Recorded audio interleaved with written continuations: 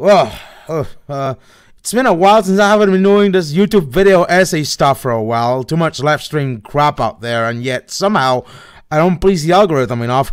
Hey, how's the road to 100K going? Huh. Well, it's at least far enough from D-Zone danger zone for me.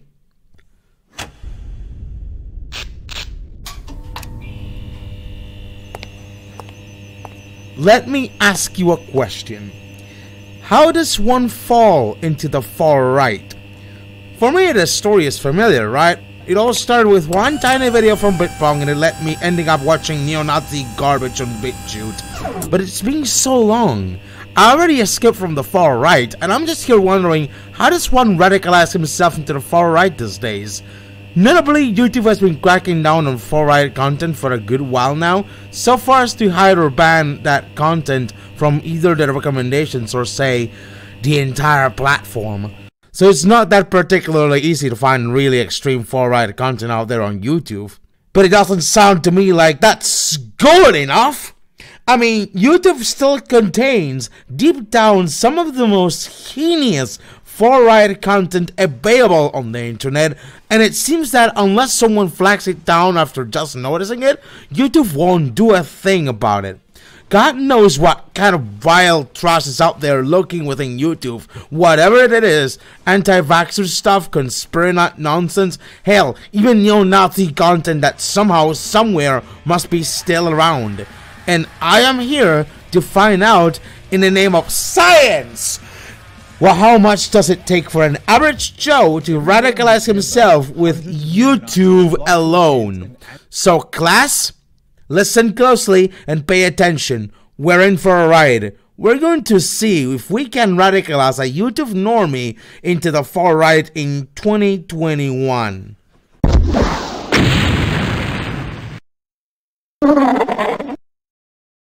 Let's start from the theory part. There's this theory going around in the mainstream media talking about the fact that, driven by YouTube's recommendation algorithm and similar, people are radicalized gradually into the far right by gradually advancing by layers of right-wing content. A guy by the name of Innuendo Studios explained the process of how a normie radicalizes in theory, but that video has been age-restricted by far-righters. What it boils down to is that people who get radicalized by the far right tend to advance in layers of far right theories that escalate after each other. For instance, one day you might learn about the globalist at InfoWars, next thing you know, you later learn about the JQ on some BitChute piece of shit video made with a toaster computer in Windows Movie Maker. Usually, it varies from person to person, but the same process continues until a person gets to radicalize and they become a mass-shooting lone wolf or something. It goes without saying that if you went through this and you want to definitely escape from the far right like I did, you're not alone. Organizations like Laugh After Hate can help you seriously to transition your way out of the far right. I'll link to it in the description. It also goes without saying that I don't want you to follow this path and start watching whatever is recommended on YouTube from right-wing channels, not just because the recommendations and ads on all will get cursed with serious garbage, but also because this is just to showcase how YouTube is complicit in any way possible in the proliferation of far-right members and radicalization, just for educational purposes so you don't get into that far-right rabbit hole eventually. So how does this translate in practice? Well, the first thing that I did was set up a Tor browser and a brand new Google account to use on YouTube. Suspect name, John Johnson. An average Joe who just made a Google account to be able to use YouTube with. Clean slate of an account, of course. Starts off easy with some of the classics, your lo-fi hip-hop radios, your Bob Marley, but we're not interested in that, oh no. Turns out our dear John Johnson, we'll call Johnny from now on, has been watching a tad bit of Fox News on TV. You want to start somewhere. Right-wing channels seem to be just throttled enough so they're not as visible as they were in 2016 or 2017.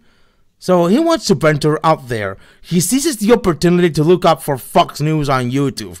And what do you know? His favorite watch this time is a Tucker Carlson video. Now, the mob began by torching small businesses all through the city, including a liquor store, which of course they looted first, naturally. Then, As the rioting accelerated, they walked down the street and burned down the 3rd Precinct Police Station, the Minneapolis Police Station. You know, Tucker calls on his space legal crap. You know very well Fox News is on mainstream television. You'd assume they control themselves on their own dog whistling. But yet again, Tucker had some serious dog whistles from time to time. Not that Johnny notices for now, though, because he believes anything Fox News says on TV. So let's assume he likes, comments, and subscribes to Fox News on YouTube, contributing to get more Fox News recommendations on his feed from now on. Eventually, we struck gold. Johnny found recommended something from Joe Rogan. In case you've been under a rock recently, Joe Rogan tends to get into conspiracy theory nonsense in his podcast with a huge plethora of right-wing guests. No wonder why he's got a COVID now and he has now to rely on horse paste. Oh yeah, and he recently peddles anti-vax conspiracy theories and promotes the use of ivermectin to cure COVID, to which, I mean, not precisely a healthy lifestyle, I have to say. But yeah, Johnny eventually catches up to Joe Rogan's podcast on his recommended feed. But suddenly, on Joe Rogan's video, an ad for Gaia appears. False disclosure is happening right now. The actual disclosure we did already. Gaia is like this sort of Netflix alternative for conspiracy theory documentaries and shit, where they come across with nutjob conspiracy theories just to excuse their meditation or inner chakra bullshit that no one takes seriously. Yes, Gaia, I also think an ET lives inside my body. It's about to free himself from his prison. So I covered it, what they did in Mexico City, and ivermectin seems to be a drug that not only treats it, but it will prevent you from getting it. I think we need studies.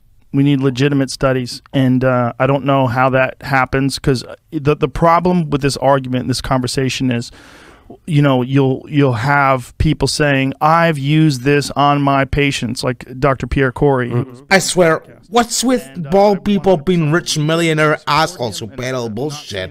Joe Rogan's baldness might have something of that Jeff Bezos influence that irradiates in shininess. I can tell there's an ET living inside that belly ball. Joe Rogan goes on a tangent about how medical studies lie to you about ivermectin being really bad for treating COVID and how vaccines are this and that. And whatever guest he hosts can easily, for the most part, agree with whatever he says. Joe Rogan's tactic is to feature a bunch of yes men on his conspiracy theory nutshack to actually validate whatever nonsense he says or believes. And it's pretty evident he profits off of the people who also want to validate themselves these nutjob conspiracies, what that they believe. But not a problem for Johnny, because he likes subs and comments that shit like nothing mattered. And oh boy, Johnny stumbles upon a full interview between Joe Rogan and Ben Shapiro, meaning that now his recommendations are filled to the brim with Ben Shapiro content. Let's now watch some Ben Shapiro. Funny thing, coming from this Russell Brand video, it's pretty sad that there's not a single Ben Shapiro's channel video in the hashtag Ben Shapiro hashtag on YouTube. Nearly all videos are criticizing poor old Ben. Jesus. But in the same Russell Brand video, he links to Ben Shapiro's channel in the description, so Johnny just clicks that and sees some Ben Shapiro videos. The media have to come up with some strategy to scare you into believing the authoritarians who are in charge of our COVID policy. So the latest point they're using is the death of Colin Powell. Rip and piss, Colin Powell. No one in the right mind mourns you. Go to hell. God damn, can Ben talk even faster? The combination of his chipmunk voice and the speed talk of Speedy Gonzalez on crack just makes it for a goddamn ear sore. And here's the point of his Speedy talking. With this, he's able to convince a bunch of gullible simpletons watching his videos that he's really smart, thus making himself the authority on his anti-woke conservative audience. Now, anyone with 2 neurons on their brain can notice Ben Shapiro isn't really that smart. He's just regurgitating whatever talking points the Koch brothers might want him to talk about. But it's really obvious that his main audience don't want to notice that. And Johnny, being part of that audience, feeds into the praise of by liking and subbing and commenting on Ben Shapiro's video. Also, in the midst of watching Ben Shapiro videos, Johnny made an ad for some older man promoting some hustle culture entrepreneurship course called Mike Jacks, which might seem to fall in line with the content Johnny's watching. And also, I do have to point out that Ben Shapiro's style of debating is to literally bone college students with no media background whatsoever. So he looks himself superior in intellect to anyone watching his nonsense.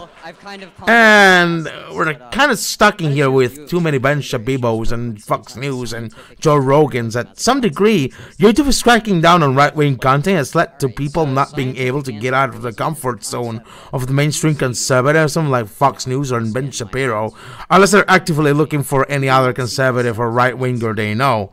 So, for the benefit of science, let's assume good old Johnny heard a word of mouth about this funny guy called Steven Crowder. And what Steven Crowder likes to do is these YouTube Shorts videos where Crowder overpromotes his content and ducks semen mugs on screen over and over in the span of 1 minute per video. Anyone like me will find that particularly annoying or frustrating to have to see an ad for Crowder's Mug Club every 10 seconds, but people like Johnny will not mind at all. They're too busy somehow enjoying Crowder's content to the point of liking, commenting, and subbing. Eventually on Crowder's channel, Johnny encounters another one of those right-wing gurus, this time Lobster Man himself, Dr. Jordan B. Peterson. But surprisingly, there's not too many videos recommended from Jordan Peterson's channel. I guess that's because the lobster got caught up to him and swallowed him into the ocean. So again, let's assume Johnny hears word of mouth about this university called PragerU. And it's what you'd expect from PragerU. Monetized garbage funded by rich oil billionaires. Johnny, for some reason, has encountered now a dozen Norwegian ads in Norwegian language that he wouldn't really understand but still gets somehow. But totally not because we're under a Tor VPN for scientific purposes. One of the videos Johnny somehow encounters while looking for some reason Richard Spencer in the PragerU channel is an interview with roaming millennial. And this is where things turn a bit dark. So, in case you don't know, roaming millennial here turns out to be Lauren Chen, a well-known white supremacist woman who still has a YouTube channel. It's pretty funny that looking up Richard Spencer in the PragerU channel has led up to her channel because Lauren Chen openly had a cordial interview with Spencer himself, openly defended Nick Fuentes on his Holocaust denial shenanigans, defended Soph, a 14-year-old racist YouTuber who not long ago got banned from YouTube and is now working at Censor.tv with ex-Vice journalist and white supremacist Gavin McInnes, interviewing openly the white supremacist Stefan Molyneux, and sidekicking with Lauren Southern, a well-known white supremacist journalist who has been appearing in too many Murdoch cartoons, which is more Nazi nonsense. But speaking of Nazi nonsense, if you were not to believe me on this, Lauren Chen has videos calling LGBTQIA+ people on Pride groomers because, oh no, children are at Pride. Like, come on.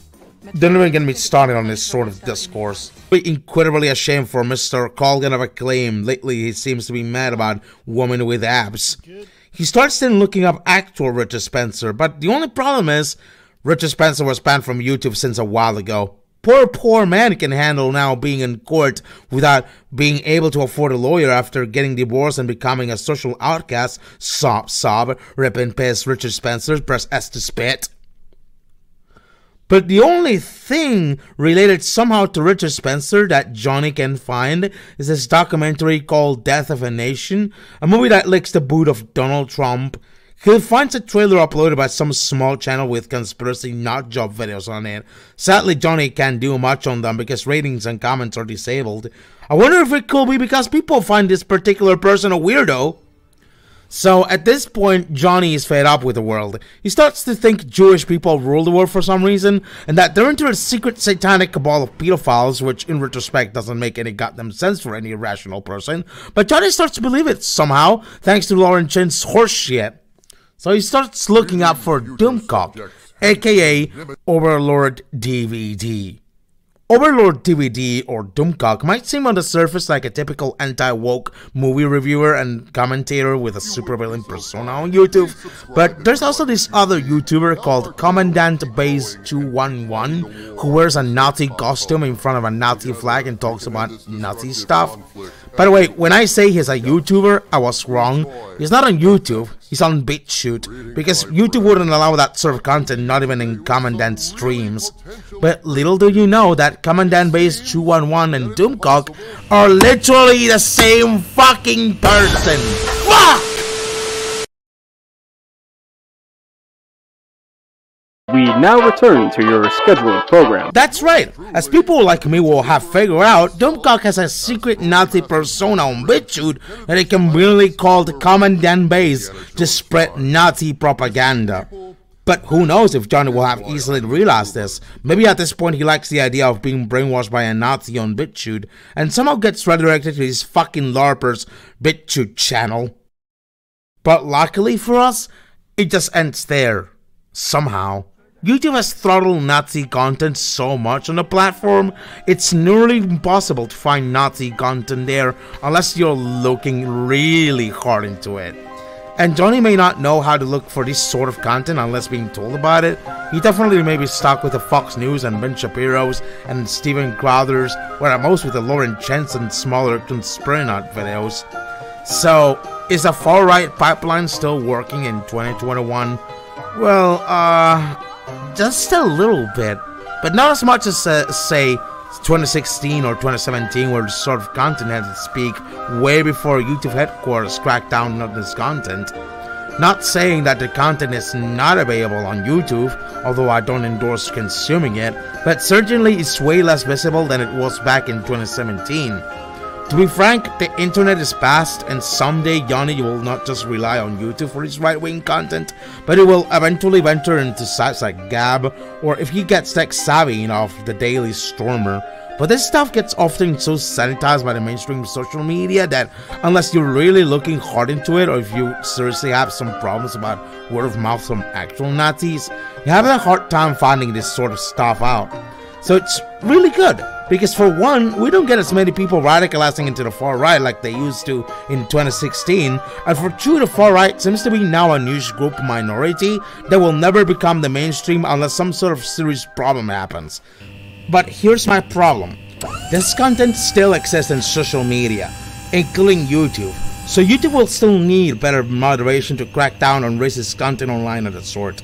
Hell, even Crowder gets away with making racist jokes and peddling anti-vax conspiracy theories, and Joe Rogan is still peddling anti-vaxxer shit. And I say this because, you know, nobody wants a resonance cascade of fascism in this kind of laboratory. Ah, for fuck's sake!